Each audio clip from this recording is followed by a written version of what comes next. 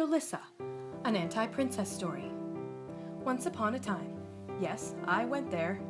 Once upon a time, there lived an ornery young maiden of 17 named Jolissa, who lived in a quaint village on the outskirts of the minor kingdom of Pluck. When she was very young, and this part is sad, Jolissa's mother died. To compensate, her father spoiled her rotten, and Jolissa became lazy and rebellious. In other words, she grew into a typical teenager. Hoping to help her be a better person, her father married again.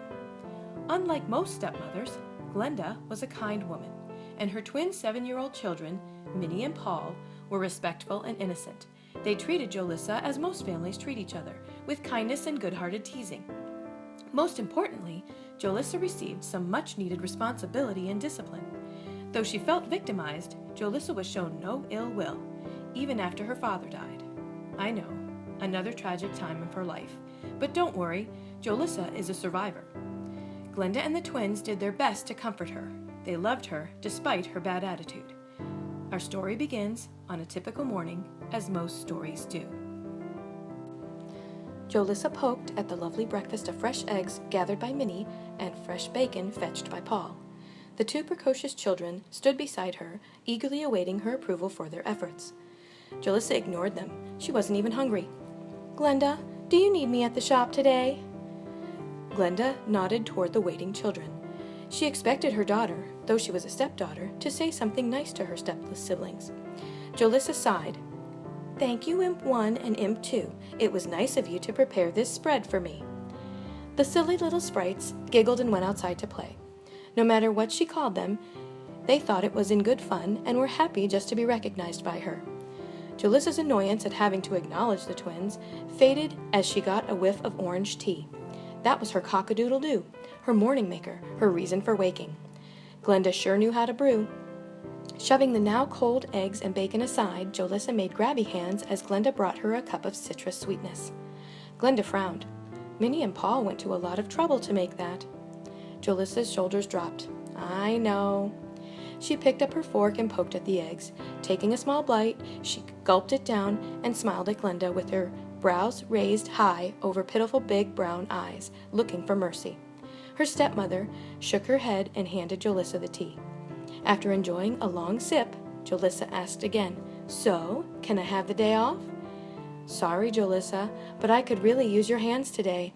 Princess Patricia is having her bridesmaids fitted." Jolissa rolled her eyes. As she watched Glenda clear the twins' dishes and take them to the sink, she frowned.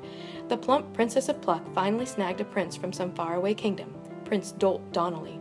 It was to be the event of the summer, and Glenda had been beside herself ever since they chose her for the dress job. "But Glenda, I have stuff to do today." Jolissa had perfected whining to such a degree that her faithful pup Ziggy, Sir Siegfried Thirstwhile, would howl along with her, emphasizing the imperative nature of her need.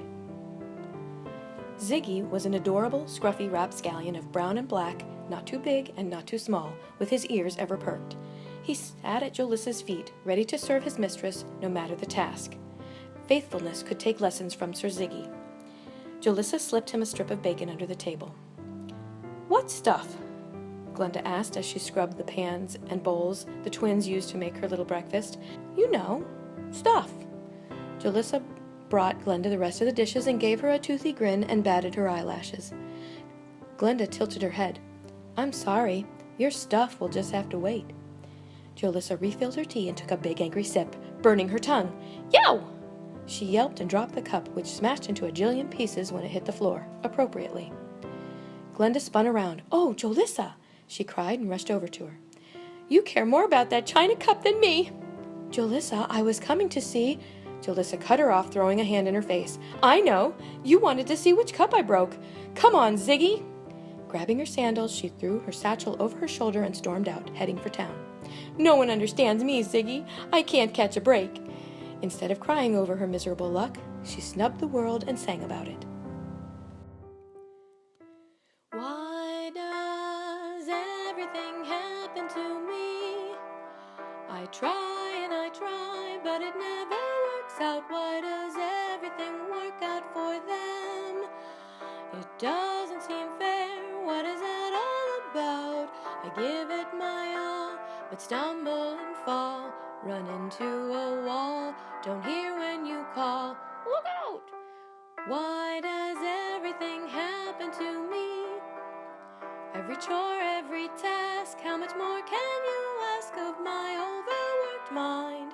I long to be free, I wish I could be far away from it all. I just know an adventure would solve all my problems. Why does everything have to be hard? All the sweat and the labor to gain my Lord's favor and pay off my neighbor. Where's my chocolate flavor? Just one piece to savor. I'll ask again later. Why does everything happen to me? Why does everything happen to me? Why me? When she reached her favorite street, with the blacksmith, the armorer, and the sword craftsman, Jolissa looked longingly at their wares and daydreamed of having an adventure. She leapt across a puddle lake as if carried by magic or riding a noble steed. Then she posed like the knight's armor, ready for battle. After peeking into the weapons shop, she picked up a stick and brandished it like a sword. Who needed slaying? A dragon? Well, maybe a small dragon. And who needed saving? A prince? A child? A helpless fawn? Yes, a lost little fawn. I'll save you, my dear. Parry, thrust, spin, jab. As she came out of her spin and jabbed, she pricked, who else but the plump Princess Patricia, and right in her hindquarters, which wasn't difficult with all that acreage. Eek! The princess jumped. Jolissa threw her stick down, looked at her feet, and mumbled, Sorry. Patricia rotated around, rubbing her bottom. That's okay. One of Patricia's entourage stepped forward, pointing a finger in Jolissa's face. No, it isn't! Jolissa Freedsport! You did that on purpose! Vernice was the tallest, slimmest, and meanest of the group, with a long, pointy nose as accusing as her long, bony finger. Another tag-along came up beside her, wearing an ugly scowl, which could have been mistaken for her normal expression.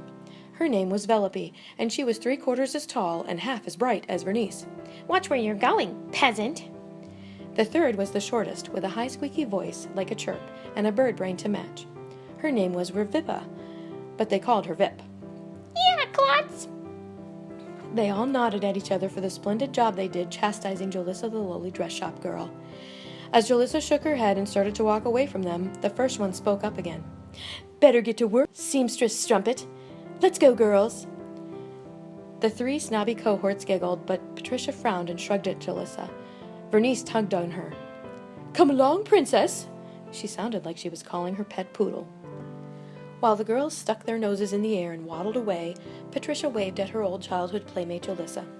Jolissa didn't know why the princess was nice to her.